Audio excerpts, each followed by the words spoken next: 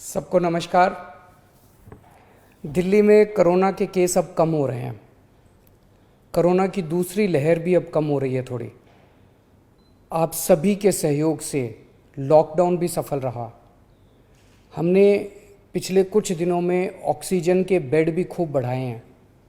कल ही GTB hospital के सामने 500 नए आईसीयू के बेड चालू किए हैं। अब दिल्ली में आईसीयू और ऑक्सीजन के बेड्स की कमी नहीं है। दिल्ली में वैक्सीनेशन पूरे ज़ोर शोर से चालू हो गया है। लोगों में खूब उत्साह है। मैंने खुद देखा है दिल्ली सरकार के स्कूलों में जहां वैक्सीनेशन हो रहा है। मैं कई स्कूलों में गया, लोगों से बात की। लोग बहुत खुश हैं और अच्छे से अपना वैक्सीनेशन करवा रहे हैं। मैं अपने स्कूल स्टाफ और फ्रंटलाइन वर्कर्स का धन्यवाद करना चाहता हूं जो वैक्सीनेशन में लगे हुए हैं। अभी हम 1.25 लाख डोज रोज वैक्सीनेशन कर रहे हैं।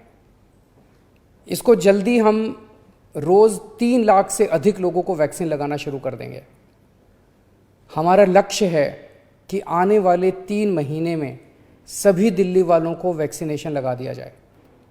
लेकिन एक बड़ी समस्या आ रही है और वो है वैक्सीन की कमी की। दिल्ली में हमारे पास अब केवल कुछ दिन के वैक्सीन बचा है और ये समस्या देशव्यापी है। पूरे देश में इस वक्त वैक्सीन की भारी कमी हो रही है। कुछ राज्य तो ऐसे हैं जहां वैक्सीन न होने के कारण अभी तक वैक्सीनेशन शायद शुरू भी नहीं हो पाया। वैक्सीन की कमी देश के सामने इस वक्त बहुत बड़ी चुनौती बन गई है। आज केवल 2 कंपनियां वैक्सीन बना रही हैं। ये दोनों मिलके महीने में केवल 6-7 करोड़ वैक्सीन बनाती हैं। तो इस तरह तो हम देश के हर व्यक्ति को वैक्सीन लगाने में हमें 2 साल से ज़्यादा टाइम लग जाएगा। तब तक तो कोविड की पता नहीं कितनी लहरें आ जाएंगी, कितनी बर्बादी हो जाएगी। इसलिए ज़रूरी है कि हम भारत में वैक्सीन का उत्पादन युद्ध स्तर पर बढ़ाएं और देश के हर नागरिक को अगले कुछ महीने में वैक्सीन लगाने की राष्ट्रीय योजना बनाएं। जब तक हर भारतीय को वैक्सीन नहीं लगती तब तक ये जंग जीती नहीं जा सकती। मैं आज एक सुझाव देना चाहता हूं। वैक्सीन बनाने का काम केवल 2 कंपनियां ना करें, कई कंपनियों को वैक्सीन बनाने में लगाया जाए।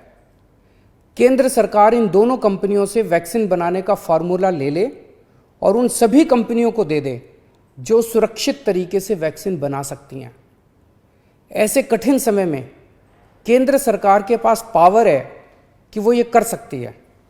वैक्सीन बनाने का फार्मूला सार्वजनिक करके उन कंपनियों को दे सकती है जो वैक्सीन बनाना चाहती हैं और ये सुनिश्चित किया जाए कि भारत में जो भी प्लांट वैक्सीन बनाने में सक्षम है उन सब में वैक्सीन का उत्पादन होना चाहिए और हर भारतवासी को वैक्सीन लगनी चाहिए। यही एक तरीका है जिसके द्वारा हम जल्दी से जल्दी सभी भारतीयों को वैक्सीन लगा पाएंगे।